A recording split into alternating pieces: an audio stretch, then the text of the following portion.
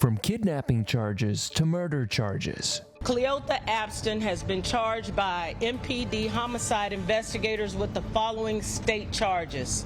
The latest on the killing of a kindergarten teacher. A social media star accused of killing her boyfriend. Defense has failed to establish by a preponderance of the evidence. Appears before a South Florida judge.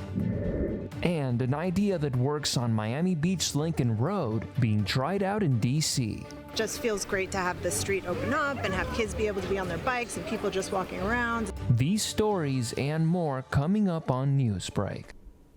Good morning, South Florida. I'm Julian Davis. I'm Samantha Gutierrez. Today is Wednesday, September 7th, 2022. Live from the South Florida Media Network's Biscayne-based studios in North Miami, this is SFMN Newsbreak. The search for a missing kindergarten teacher has turned into an investigation into her killing. The victim is 34-year-old Eliza Fletcher.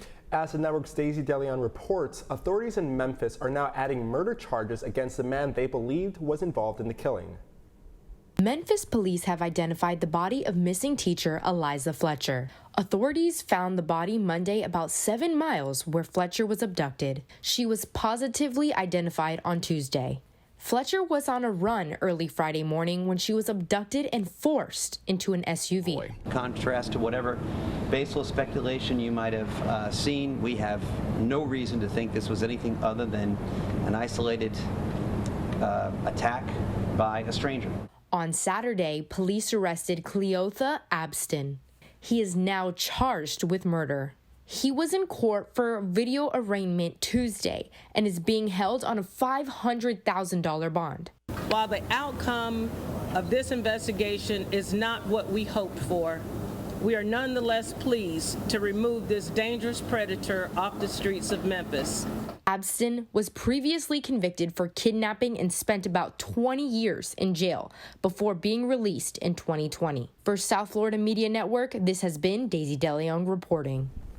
A woman who works as an Instagram and OnlyFans model in Miami remains behind bars this morning after being accused of killing her boyfriend. Courtney Clenny, better known by her online name as Courtney Taylor, made her first appearance in Miami-Dade court yesterday. This time in an orange jumpsuit instead of a bikini. The 26-year-old was arrested in Hawaii and is being accused of second-degree murder with a deadly weapon. Prosecutors believe she stabbed Christian Obumseli back in April 3rd. Respectfully, I find that the defense has failed to establish by a preponderance of the evidence that all 3 prongs of the Lewis test has been established. The evidentiary hearing held yesterday where she pleaded not guilty. Her attorneys are arguing self-defense. Clenny's trial is set for December 19th. A cruise ship passenger from Pennsylvania suffered a fatal shark attack in the Bahamas on Tuesday. The passenger, who was a mother aboard the Royal Caribbean ship, was attacked in Green Cay when snorkeling with her family. The family booked an excursion with a local tour company. It was the last time the Pennsylvania mother was seen alive. She suffered bites to her arms, wrists, and hands. Now the cruise line has provided support to the guests' loved ones during this difficult time. Washington, D.C. is taking a page out of South Florida's book. As reporter Lydia Delgado from our D.C. Bureau reports, they created a pedestrian-only street, a lot like Miami Beach's Lincoln Road. A portion of 18th Street in Adams Morgan has become a pedestrian zone as part of a pilot program proposed by the Adams Morgan Partnership Business Improvement District. The typically busy road between Columbia and Colorama was free of traffic Sunday from 12 to 10 p.m. Pedestrians roamed the street enjoying free scheduled activities including dance and fitness classes, face painting and balloon artists, participating in chalk murals, and watching street performers. Just feels great to have the street open up and have kids be able to be on their bikes and people just walking around and see the street artists, and it just brings so much life to the neighborhood. They figured it out in other places. I feel like we should be able to figure it out here in DC to be able to institute this as a permanent fixture. I think we should implement it permanently. I think it's really nice to be able to walk, up and down all the businesses. It's really great to just not have to worry about cars, doing reckless things and hurting people. The Adams Morgan Partnership BID received a $525,000 grant from the DC Office of Planning's Street for the People People program to support its innovative public space efforts. Most of the $525,000 will be used for physical infrastructure that we will put into the roadway so that we can frequently close the street and do pedestrian zones without having to need as many government resources. There's cities across the U.S. that have already sort of done this in a more permanent way, and we're really hopeful that this will catch on, that this pilot will become, more than a pilot. The pilot program is set to repeat October 23rd. I'm Lydia Jagado reporting for the South Florida Media Network in Washington, D.C. Staying in D.C., where porch pirates may have met their match this morning. Amazon teams up with police officers to ensure packages go to their rightful owners. Reporter Michelle Morris from our D.C. bureau, more on the new pickup location initiative. That's right. D.C. is one of the first cities in the country to partner with one of the world's largest retailers, allowing their customers to come and pick up their packages at local police stations. We're actually standing in front of one right now. Right behind me is the 6th District headquarters. In the last 12 months, 49 million Americans have had at least one package stolen, including many in the nation's capital. And now, the Metropolitan Police Department is working to stop that. The lockers sit just outside the police station for easy access and better security. Bakery supervisor Joshua, who has experienced his packages being stolen from his front door, says that he thinks these new efforts will create a sense of security. I think it's a good thing. It'll make people think twice about stealing, and I think it'll make people harder to steal. So I think it's a good thing, and it makes safety for people. Accessing the lockers is simple. When ordering online, D.C. residents would have the option to have their package delivered to one of two police station hubs, either the 6th District station or the substation in the southeast side of the city. Once the shipment has arrived, customers will receive a notification. Using the Amazon app, there will be an option to connect the designated locker automatically through Bluetooth. Locals agree the extra protection is a step in the right direction. If it's providing people with a sense of security, I think that's a really good thing. Amazon and the Metropolitan Police Department hope to make this option readily available throughout the entire city. In Washington, D.C., reporting for South Florida Media Network, Michelle Morris. The Miami Marlins looking for redemption today after their game against the Philadelphia Phillies on the road. The Fish played a tight one, keeping the score tied until the final inning when the Phillies scored a run for the win. It added to the game Marlins' 8 losing streak. The final score was 2 Miami and Philadelphia 3. The two face off later today at 6:45 for their third game of the 4th series.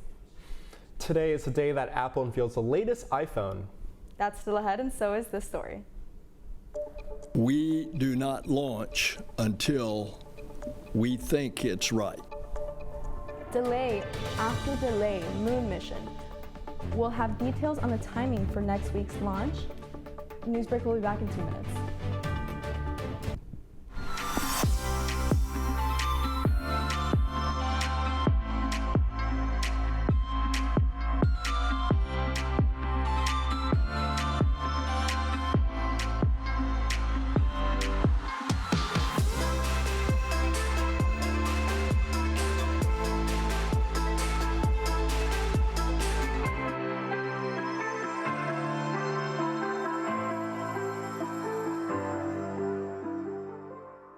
Jordan knows he shouldn't eat this entire bowl of nachos, but tonight he's earned that right because a few hours ago in the middle of happy hour, he recognized a sign, not from the gods or a bolt of lightning, but from a double heart, a kissy face, and a 4th ha in ha ha ha. That's when Jordan knew he was buzzed. So when it was time to go, he got a ride home instead of driving.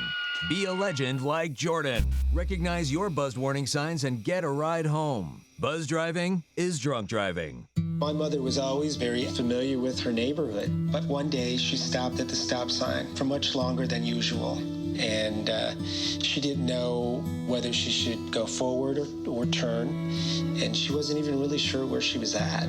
It was very unsettling for her. I felt so much better after my son told me, "Mom, I don't want you to worry or be afraid. I'll be there for you, and we'll figure it out." How prepared is your family if a tornado shows up at your doorstep, or a flood, or hurricane. You can't just turn away a natural disaster. That's why it's important to go to ready.gov/plan now. It has the tools and tips you need to make an emergency plan with your family. So if disaster comes knocking, let's go. You'll be ready to help keep your family safe. It's just a pizza. Yes. Make a plan today.